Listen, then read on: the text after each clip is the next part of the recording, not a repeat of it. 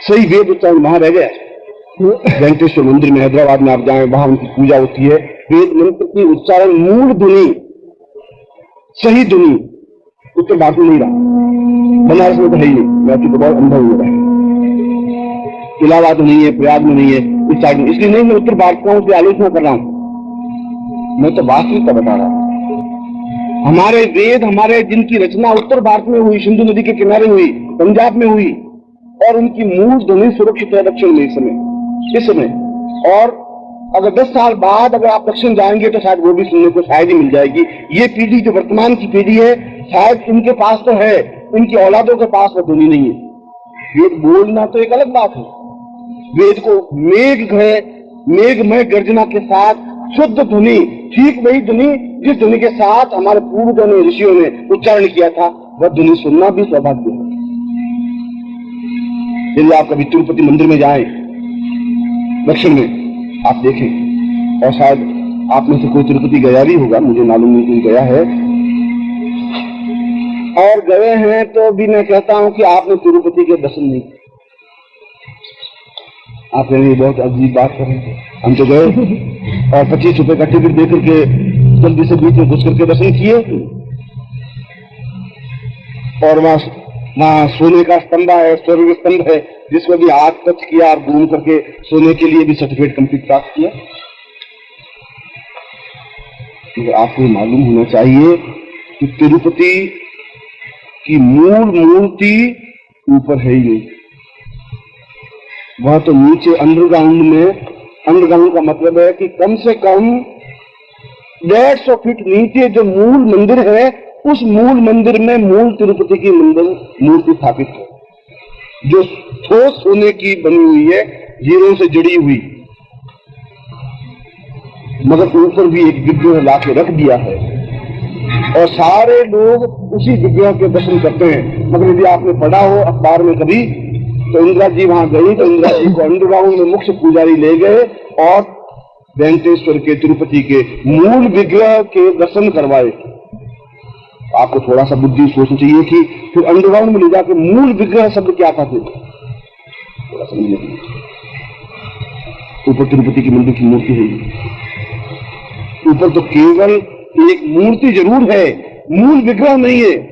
मूल जिसको आप मूल उसकी मूल विग्रह नहीं है, उसको तो आप या तो आपका कोई बहुत बड़ा अप्रोच हो, या वहां के जो मूल गोविंदाचारी हैं, यहाँ पर अगर मेरे शिष्य अगर आए हों तो उनको गोविंदाचारी को देखा होगा। गोविंदाचारी यहाँ 6 महीने यहाँ रह चुके हैं, जो तुम्हें गुफाओं में, मंडोर की गुफाओं में साधना सीखने के लिए। और ये बात उस तिरुपति मंदिर के जो मुख्य पुजारी हैं, उस पुजारी गोविंदाचारी की कही हुई बात मैं आपको कह रहा हूं, मेरे मन से बात है।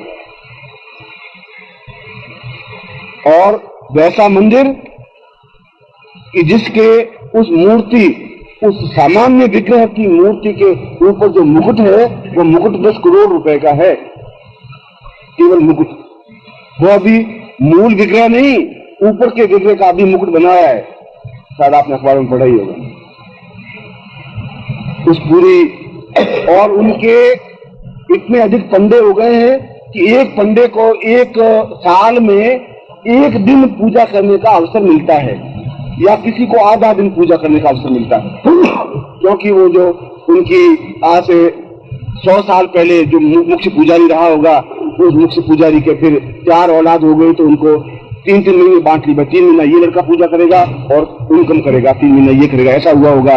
फिर उसके बांटते अब स्टेज ये आ गई है कि किसी को आधा दिन मिलता है उन कुंबे में, क्योंकि वही कुंबा उनकी पूजा करता है, और 1 दिन की पूजा की जो अवसर मिलता है उसके करीब 2 लाख से 2.25 लाख उनको मिलता है। 1 दिन की पूजा में इतनी चढ़ावा आता है, उसका इतना शेयर होता है, मैं वो बता रहा हूं। तो कभी संयोग हुआ तो मैं आपको जरूर तिरुपति ले जाऊंगा, और तिरुपति ले गया तो मैं आपको बताऊंगा कि तिरुपति मंदिर के दर्शन करना आपके भाग्य में तो नहीं है, मगर मैं आपको मूल विग्रह के दर्शन जरूर करवाऊंगा।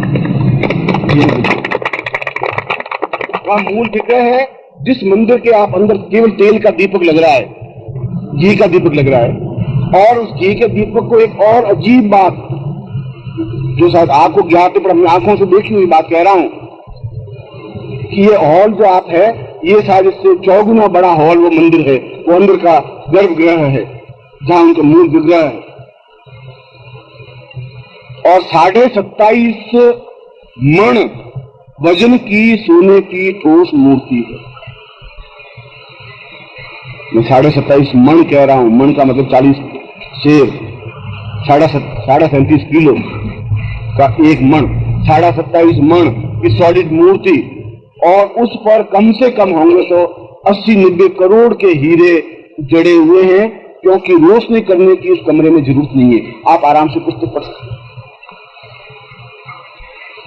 और दूसरी बात एक और अजीब ये कि उसकी सभी दीवारों पर मनुष्य की खाल लटकी हुई है और उस पर उच्च कोटि के तांत्रिक मंत्र लिखे हुए हैं। केवल एकमात्र श्रीदार का मंदिर है। ಸರಿಯಾದ ವೇದೋಚ್ಚಾರಣೆ ದಕ್ಷಿಣ ಭಾರತದ ತಿರುಪತಿ ವೆಂಕಟೇಶ್ವರನ ದೇವಾಲಯದಲ್ಲಿ ನಿಮಗೆ ಕೇಳಲು ದೊರೆಯುತ್ತದೆ.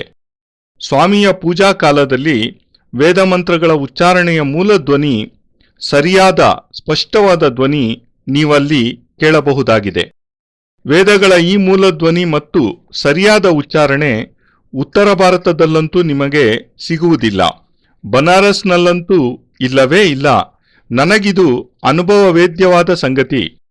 ಇಲಹಾಬಾದ್ನಲ್ಲಿಯೂ ಇಲ್ಲ, ಪ್ರಯಾಗದಲ್ಲಿಯೂ ಇಲ್ಲ ವೇದಗಳ ಈ ಶುದ್ಧವಾದ ಸ್ಪಷ್ಟ ಉಚ್ಚಾರಣೆ. ನಾನು ಸಹ ಉತ್ತರ ಭಾರತದವನಾಗಿದ್ದರೂ ಈ ರೀತಿಯ ವಿಚಾರ, ಆಲೋಚನೆ ವ್ಯಕ್ತಪಡಿಸುತ್ತಿದ್ದೇನಲ್ಲ ಎಂದು ತಪ್ಪಾಗಿ ಭಾವಿಸಬೇಡಿ. ನಾನು ನಿಮ್ಮೆದುರು ಕೇವಲ ವಾಸ್ತವಿಕತೆಯನ್ನು ಮಾತ್ರವೇ ತಿಳಿಸುತ್ತಿದ್ದೇನೆ. ನಮ್ಮ ವೇದಗಳು ಯಾವುದರ ರಚನೆ ಉತ್ತರ ಭಾರತದಲ್ಲಿ ಆಯಿತೋ, ಸಿಂಧೂ ನದಿಯ ತೀರದಲ್ಲಿ ಆಯಿತೋ, ಪಂಜಾಬಿನಲ್ಲಿ ಆಯಿತೋ, ಅಂತಹ ವೇದಗಳು ಪರಿಶುದ್ಧ ಉಚ್ಚಾರಣೆ ಮೂಲಧ್ವನಿಯೊಡನೆ ಇಂದು ಸುರಕ್ಷಿತವಾಗಿರುವುದು ಕೇವಲ ದಕ್ಷಿಣ ಭಾರತದಲ್ಲಿ ಮಾತ್ರವೇ. ಈ ಸಮಯದಲ್ಲಿ ಮಾತ್ರವೇ ಏಕೆಂದರೆ ನೀವು ಇನ್ನೊಂದು 10 ವರ್ಷಗಳ ನಂತರ ದಕ್ಷಿಣ ಭಾರತಕ್ಕೆ ಹೋದಲ್ಲಿ ಆಗ ಬಹುಶಃ ಈ ಪರಿಶುದ್ಧ ಸುಸ್ಪಷ್ಟ ವೇದೋಚ್ಚಾರಣೆ ನಿಮಗೆ ಕೇಳಸಿಗುವುದು ನನಗಂತೂ ಅನುಮಾನವೇ. ಏಕೆಂದರೆ ಈಗಿನ ವರ್ತಮಾನ ಪೀಳಿಗೆಗೆ ಇದು ಲಭ್ಯವಾಗಿದೆ. ಆದರೆ ಇವರ ನಂತರದ ಪೀಳಿಗೆ ಈ ಮಹಾನಿಧಿಯನ್ನು ಇವರಿಂದ ಪಡೆದು ಸಂರಕ್ಷಿಸುತ್ತಾರೆಂಬ ನಂಬಿಕೆ ಇಲ್ಲವಾಗಿದೆ. ವೇದೋಚ್ಚಾರಣೆ ಮಾಡುವುದು ಅಷ್ಟೇನು ವಿಶೇಷವಾದ ವಿಷಯವಲ್ಲ. ಆದರೆ ವೇದವನ್ನು ಮೇಘಗಳ ಮೇಘಮಯ ಗರ್ಜನೆಯೊಂದಿಗೆ, ಶುದ್ಧ ಧ್ವನಿಯೊಂದಿಗೆ, ಸರಿಯಾಗಿ ಅದೇ ಧ್ವನಿಯೊಂದಿಗೆ, ಯಾವ ಧ್ವನಿಯಲ್ಲಿ ನಮ್ಮ ಪೂರ್ವಿಕರು ಋಷಿಗಳು ಉಚ್ಚರಿಸುತ್ತಿದ್ದರೋ ಅದೇ ಮೂಲ ಧ್ವನಿಯೊಂದಿಗೆ ಉಚ್ಚರಿಸುವುದು, ಆ ಧ್ವನಿಯನ್ನು ಆಲಿಸುವುದೂ ಸಹ ಪರಮ ಸೌಭಾಗ್ಯದಾಯಕವಾದ ಅತಿ ವಿಶಿಷ್ಟ ಪೂರ್ವಜನ್ಮ ಸುಕೃತ ಪುಣ್ಯಫಲದಿಂದ ಮಾತ್ರವೇ ನಮಗೆ ಸಾಧ್ಯವಾಗುತ್ತದೆ. ನೀವೆಂದಾದರೂ ದಕ್ಷಿಣ ಭಾರತದ ಅತಿ ಪ್ರಸಿದ್ಧ ಯಾತ್ರಾ ಸ್ಥಳ ತಿರುಪತಿಗೆ ಹೋಗಿದ್ದರೆ, ಈಗ ಇಲ್ಲಿಯೇ ಕುಳಿತಿರುವ ನಿಮ್ಮಲ್ಲಿಯೇ ಯಾರಾದರೂ ತಿರುಪತಿ ಪ್ರವಾಸ ಮಾಡಿದ್ದರೆ ನನಗಂತೂ ತಿಳಿದಿಲ್ಲ. ಆದರೆ ನೀವು ತಿರುಪತಿಗೆ ಹೋಗಿದ್ದರೂ ನಾನು ನಿಮಗೆ ತಿಳಿಸುತ್ತಿದ್ದೇನೆ, ನಿಮಗೆ ತಿರುಪತಿಯಲ್ಲಿ ದೇವರ ದರ್ಶನವಾಗಲಿಲ್ಲವೆಂದು. ನಿಮಗೆ ಖಂಡಿತ ಆಶ್ಚರ್ಯವಾಗುತ್ತದೆ. ಇದೇನಿದು, ಗುರೂಜಿಯವರ ಮಾತು ವಿಚಿತ್ರವಾಗಿದೆಯಲ್ಲ. ನಾವು ತಿರುಪತಿಗೆ ಹೋಗಿ 25 ರೂಪಾಯಿನ ಟಿಕೆಟ್ ತೆಗೆದುಕೊಂಡು ಆ ಭಯಂಕರ ನೂಕು ನುಗ್ಗಲಿನಲ್ಲಿ ಹರಸಾಹಸ ಮಾಡಿ ಕಡೆಗೂ ದರ್ಶನ ಮಾಡಿಯೇ ಬಂದೆವಲ್ಲ. ಅಲ್ಲಿಯ ಬಂಗಾರದ ಸ್ತಂಭವನ್ನು ಸ್ಪರ್ಶಿಸಿ ಅದರ ಪ್ರದಕ್ಷಿಣೆ ಮಾಡಿ ಅದರ ರುಜುವಾತಿಗಾಗಿ ರಸೀತಿಯನ್ನೂ ಸಹ ನಾವು ಪಡೆದಿದ್ದೆವಲ್ಲ. ಆದರೆ ನಿಮಗೆ ತಿಳಿದಿರಲೇಬೇಕಾದ ಅತಿ ಮುಖ್ಯ ಸತ್ಯ ಸಂಗತಿ ಏನೆಂದರೆ, ತಿರುಪತಿ ವೆಂಕಟೇಶ್ವರ ಸ್ವಾಮಿಯ ಮೂಲ ವಿಗ್ರಹ ಮೇಲಿಲ್ಲವೇ ಇಲ್ಲ. ಅದು ಕೆಳಗೆ ಅಂಡರ್ಗ್ರೌಂಡ್ನಲ್ಲಿ, ಅಂಡರ್ಗ್ರೌಂಡ್ ಎಂದರೆ ಕನಿಷ್ಠ 150 ಅಡಿಗಳ ಕೆಳಗಿರುವ ತಿರುಪತಿಯ ಮೂಲ ಮಂದಿರದ ಒಳಭಾಗದಲ್ಲಿ ವೆಂಕಟೇಶ್ವರ ಸ್ವಾಮಿಯ ಮೂಲ ವಿಗ್ರಹ ಸ್ಥಾಪಿತವಾಗಿದೆ. ಅದನ್ನು ಶುದ್ಧ ಚಿನ್ನದಿಂದ ತಯಾರಿಸಿ ವಜ್ರಗಳಿಂದ ಅಲಂಕರಿಸಲಾಗಿದೆ. ಆದರೆ ನಾವೆಲ್ಲ ಈಗ ಯಾವ ವಿಗ್ರಹವನ್ನು ದರ್ಶಿಸುತ್ತಿದ್ದೇವೆಯೋ ಅದನ್ನು ಈ ಮೂಲ ವಿಗ್ರಹದ ಮೇಲ್ಭಾಗದಲ್ಲಿ ಸ್ಥಾಪನೆ ಮಾಡಿದ್ದಾರೆ. ಅದನ್ನೇ ಮೂಲ ವಿಗ್ರಹವೆಂಬ ಭಾವನೆ ನಂಬಿಕೆಗಳಿಂದ ಕೋಟ್ಯಾಂತರ ಜನ ದಿನನಿತ್ಯ ಅದನ್ನು ದರ್ಶಿಸುತ್ತಿದ್ದಾರೆ. ಆದರೆ ನೀವು ತಿರುಪತಿಯು ಪ್ರಾರಂಭಿಕ ಸ್ಥಿತಿಯಲ್ಲಿದ್ದಾಗ ಪತ್ರಿಕೆಯಲ್ಲಿ ಬಂದಂತಹ ಒಂದು ಪ್ರಮುಖ ಸುದ್ದಿ ಓದಿರಬಹುದು. ಅದೇನೆಂದರೆ, ನಮ್ಮ ಆಗಿನ ಪ್ರಧಾನಿಯಾದ ಶ್ರೀಮತಿ ಇಂದಿರಾ ಗಾಂಧಿಯವರು ತಿರುಪತಿಗೆ ಸ್ವಾಮಿಯ ದರ್ಶನಕ್ಕಾಗಿ ಬಂದಾಗ ಇಂದಿರಾಜಿಯವರನ್ನು ತಿರುಪತಿಯ ಪ್ರಮುಖ ಪೂಜಾರಿಯವರು ಅಂಡರ್ಗ್ರೌಂಡ್ಗೆ ಕರೆದೊಯ್ದು ಅವರಿಗೆ ವೆಂಕಟೇಶ್ವರ ಸ್ವಾಮಿಯ ಮೂಲ ವಿಗ್ರಹದ ದರ್ಶನ ಮಾಡಿಸಿ ವಿಶೇಷ ಪೂಜಾ ಕಾರ್ಯವನ್ನು ನೆರವೇರಿಸಿ ಅವರನ್ನು ತಿರುಪತಿಯಿಂದ ಗೌರವಪೂರ್ವಕವಾಗಿ ಕಳುಹಿಸಿಕೊಟ್ಟರು. ನೀವೀಗ ಸ್ವಲ್ಪ ನಿಮ್ಮ ಬುದ್ಧಿಯನ್ನು ಉಪಯೋಗಿಸಬೇಕಾಗುತ್ತದೆ. ಆ ಸುದ್ದಿಯಲ್ಲಿರುವ ಇಂದಿರಾಜಿಯವರನ್ನು ಅಂಡರ್ಗ್ರೌಂಡ್ಗೆ ಕರೆದೊಯ್ದು ಮೂಲ ವಿಗ್ರಹದ ದರ್ಶನ ಮಾಡಿಸಿದ ನಂತರ ವಿಶೇಷ ಪೂಜೆಯನ್ನು ಮಾಡಲಾಯಿತು. ಈ ಸುದ್ದಿಯಲ್ಲಿ ಮೂಲ ವಿಗ್ರಹದ ದರ್ಶನ ಎಂಬುದು ಪ್ರಮುಖ ಅಂಶವಾಗಿದೆ. ಮೇಲೆ ವೆಂಕಟೇಶ್ವರ ಸ್ವಾಮಿಯ ಮೂರ್ತಿ ಇರುವಾಗ ಈ ಮೂಲ ವಿಗ್ರಹದ ದರ್ಶನ ಎಂಬ ವಿಷಯ ಏಕೆ ನೀಡಲಾಯಿತು? ಇದರರ್ಥ ಮೇಲಿರುವುದು ಸ್ವಾಮಿಯ ಮೂರ್ತಿ ಮಾತ್ರವೇ, ಮೂಲ ವಿಗ್ರಹವಲ್ಲ ಎಂದು. ನಿಮಗೆ ಯಾರಾದರೂ ಅತ್ಯಂತ ಪ್ರಭಾವಶಾಲಿ ವ್ಯಕ್ತಿಗಳು ಪರಿಚಯವಿದ್ದಲ್ಲಿ ಅಥವಾ ಅಲ್ಲಿನ ಪ್ರಧಾನ ಅರ್ಚಕರು ಗೋವಿಂದಾಚಾರ್ಯರು ತಿಳಿದಿದ್ದರೆ, ಇಲ್ಲಿರುವ ನನ್ನ ಶಿಷ್ಯರಲ್ಲಿ ಕೆಲವರು ಗೋವಿಂದಾಚಾರ್ಯರನ್ನು ನೋಡಿರಬಹುದು. ಏಕೆಂದರೆ ಗೋವಿಂದಾಚಾರ್ಯರು 6 ತಿಂಗಳುಗಳ ಕಾಲ ನಮ್ಮ ಜೋಧ್ಪುರದ ಮಂಡೋರದ ಗುಹೆಯೊಂದರಲ್ಲಿ ವಿಶೇಷ ಮಂತ್ರ ಸಾಧನೆಯನ್ನು ಕಲಿಯುವುದಕ್ಕಾಗಿ ಉಳಿದುಕೊಂಡಿದ್ದರು. ಈ ಮೇಲೆ ತಿಳಿಸಿದ ತಿರುಪತಿಯ ವೆಂಕಟೇಶ್ವರ ಸ್ವಾಮಿ ಮೂಲ ವಿಗ್ರಹದ ರಹಸ್ಯ ಅಲ್ಲಿಯ ಪ್ರಧಾನ ಅರ್ಚಕರಾದ ಗೋವಿಂದಾಚಾರ್ಯರಿಂದಲೇ ನನಗೆ ತಿಳಿದದ್ದು.